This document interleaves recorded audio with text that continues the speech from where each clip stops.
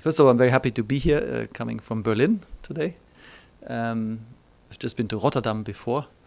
In Rotterdam, I discovered a statue of a man with a big hole in his body. And that's, of course, the city of Rotterdam with its center bombed out by the Germans. And the taxi driver told me of his grandmother remembering the smell of the people burned there. So there were times when bad things came from Germany, once or twice at least last century. And I'm very happy and hopeful that this time around something good will come from Germany, and that there's an important lesson that maybe all of you can learn from my grandparents. My grandparents were accused by my parents. You were there, why didn't you do anything? You knew what was going on, why didn't you do anything? Why didn't you stop the Holocaust? And the answer was, well, this was an evil dictator we didn't know. We couldn't do anything. It was scary. And we could have lost our life, we could have lost our job, our money. And then my parents, sitting in a room with my grandparents, which I really loved, said, actually, when there was a euthanasia program, which is a program to take the elderly Germans that couldn't walk so well, the handicapped or the mentally decapped away, it took 6 months to find out and 9 months to stop it.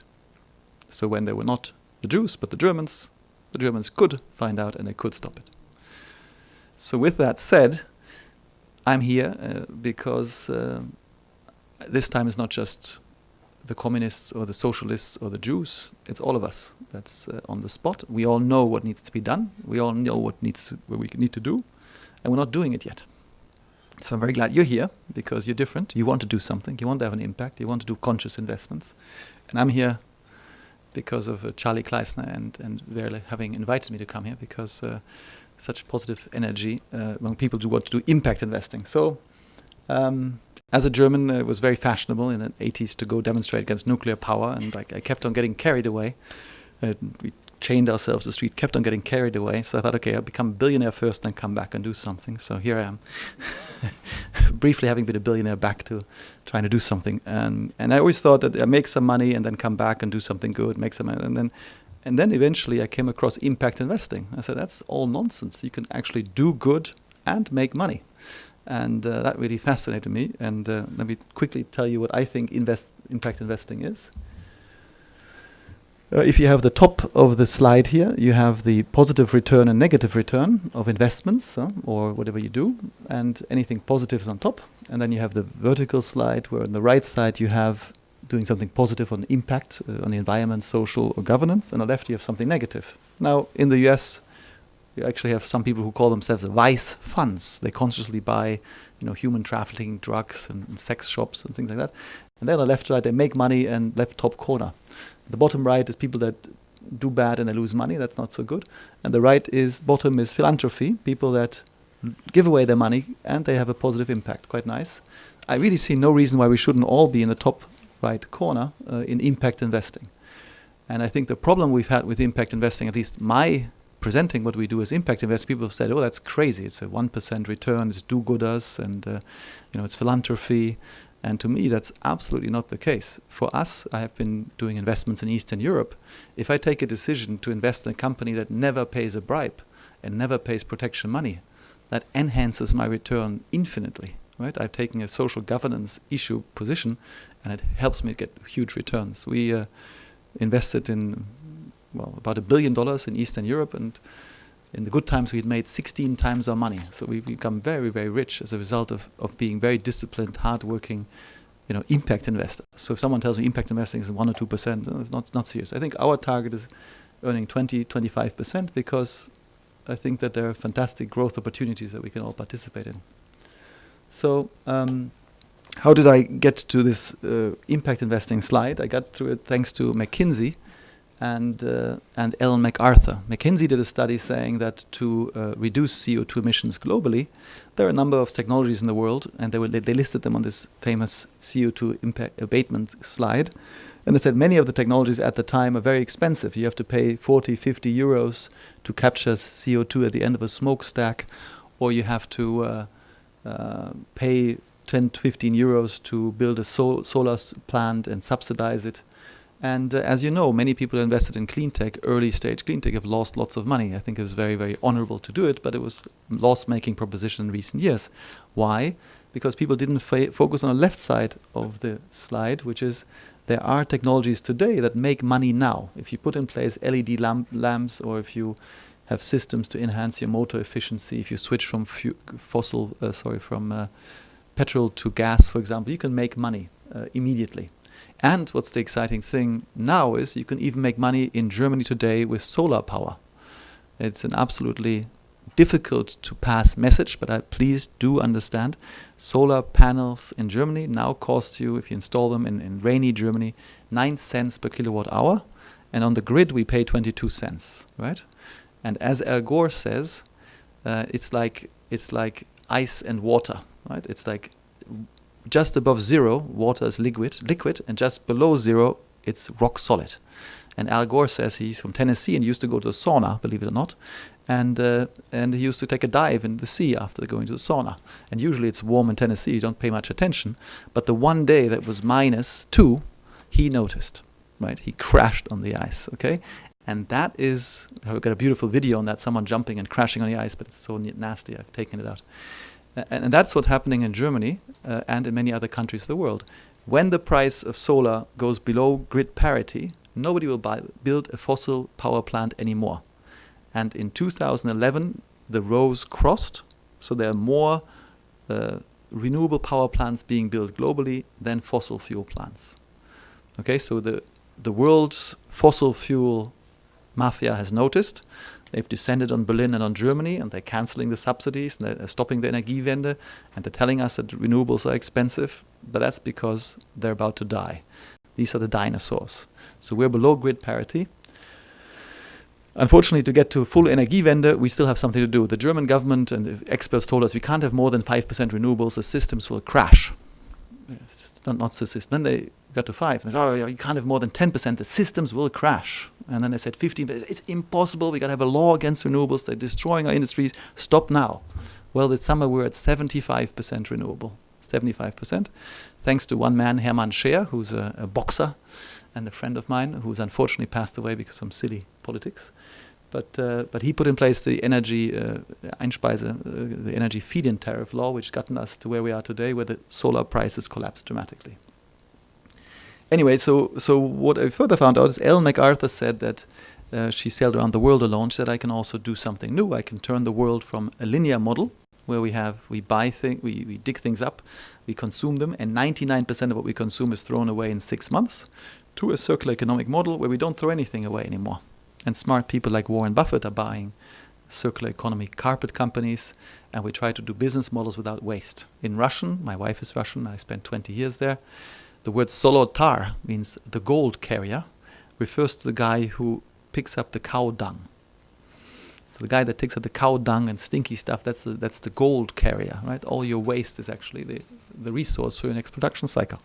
And that's what fascinated me. So I found out from the McKinsey study that the EU could save $400 billion today by simply moving to more efficient circular economic models, and that's 4% of GDP. And so I decided, okay, so far I've done, sponsoring Greenpeace Russia and making money here at Deutsche Bank, and somehow it didn't quite fit, and now I'm going to do it together. And so we even though I love Deutsche Bank, our investor day was hosted by them. So our family office seeded a fund, and it was actually is run now by the great pioneers of E2 Clean Tech, which one of our audience members invested in. And that fund is called the Green Gateway Fund. We invest in EU companies that are resource-efficient companies, and we help them to go global, because outside of Germany or Holland or the EU more generally, people are very inefficient. People consume 4 times more resources than they do in Germany or the EU. GDP, energy consumption per GDP in China, in Russia, Kazakhstan or Africa is 4 times higher than in Holland. So you take a boring German or Dutch company that nobody needs really, because you already have triple glazing, you don't want quadruple glazing. You take it to a place where there's no glazing, you have a huge impact. So that's what we do. And people tell me, well, I don't really want to invest in a fund like that, because like E2 Clean Tech or something like that, a new fund is scary, right? Because so far I should buy KKR1, KKR2, KKR5. I should invest in coal companies and oil companies because they've done well, they will do well. These are so-called blue chips. And here's a case of German blue chips. If you went to a German banker, I don't need to say much about bankers, but we have a great German we call it theater piece writer, Bertolt Brecht, who wrote Mac the Knife and the Three-Penny Opera. And he said, to rob a bank is really nothing. A real professional will open one. So that's Bert Brecht. So anyway, these guys will have recommended to you that buy German utilities, high dividend yield and so forth. And they're very nice. And guess what? While everybody crashed, of course, in 2008, the German utilities will have lost you 75% of your money. So when I am looking at people, where to put your money now, do I put my money into Energiewende, into renewables, into resource efficiency, which is new ideas, or do I put it into what these people call conservative? I think better put it into something really new and conservative. What I also found out, I've got to run, I think, in terms of time a bit. What you also probably have heard by now is there's this stranded carbon issue. There's so much carbon that's been found in the earth that we can't burn it. And the solar, as I said, is cheaper now than any of this energy, fossil energy, so it won't be used. And today already the carbon bubble is at 21 trillion and it's growing by 1 trillion a year. And all of that's going to be written off and it's going to be the mother of all bubbles. 3 months ago we met with Charlie Kleisner actually 4 months ago by now, in New York, and said, let's start an initiative where we say we commit to divest from all fossil fuels and invest in renewables, resource efficiency. And this was a bunch of 30 guys around the table. Within 3 months at the United Nations Summit on 23rd of September, $50 billion of family offices and foundation had committed to divest. And it's an amazing statement. And I think that means pretty soon the Exxons and the Mobiles of the world will also collapse because there's no future.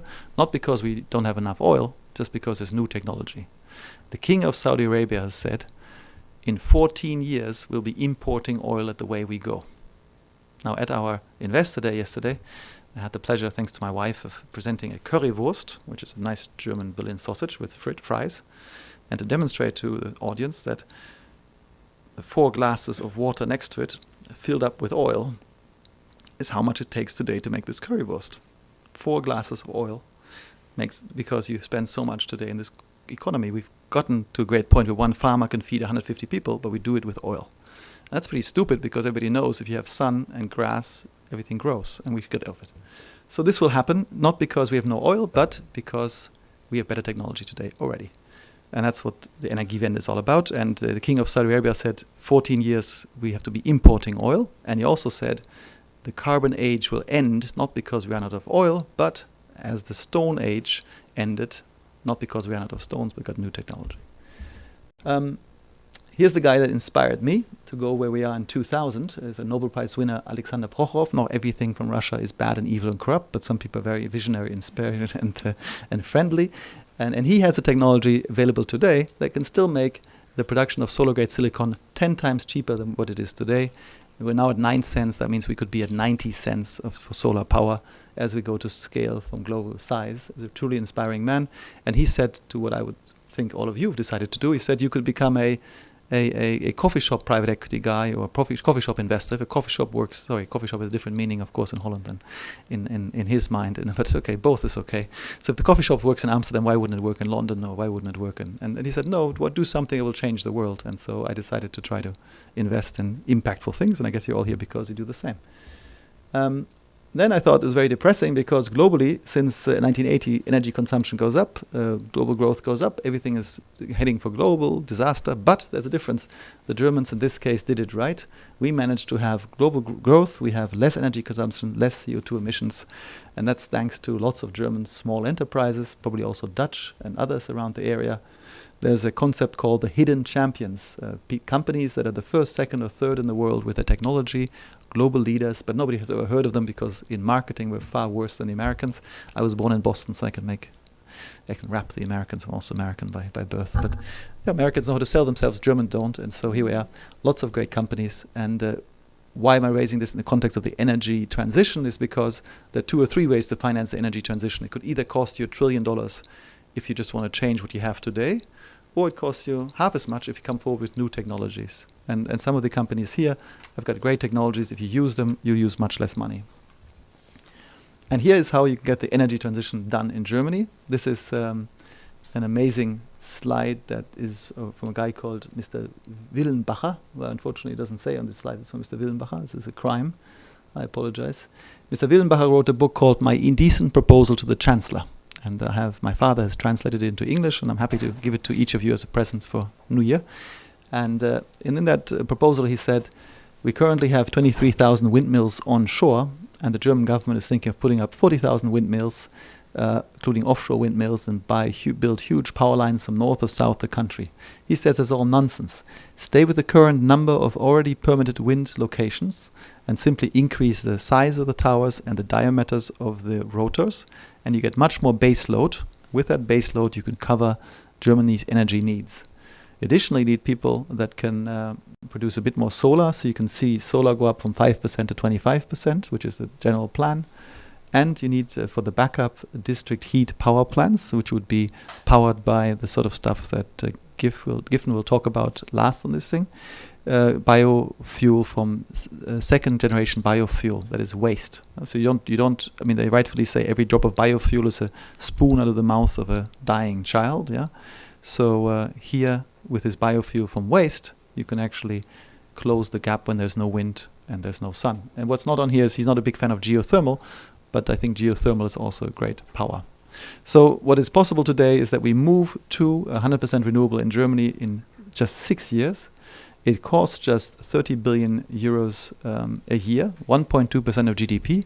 We're no longer dependent on Mr. Putin, who I didn't like at all for many years, but I really like him now because he's the guarantee that we finally will move to renewable energies in Europe.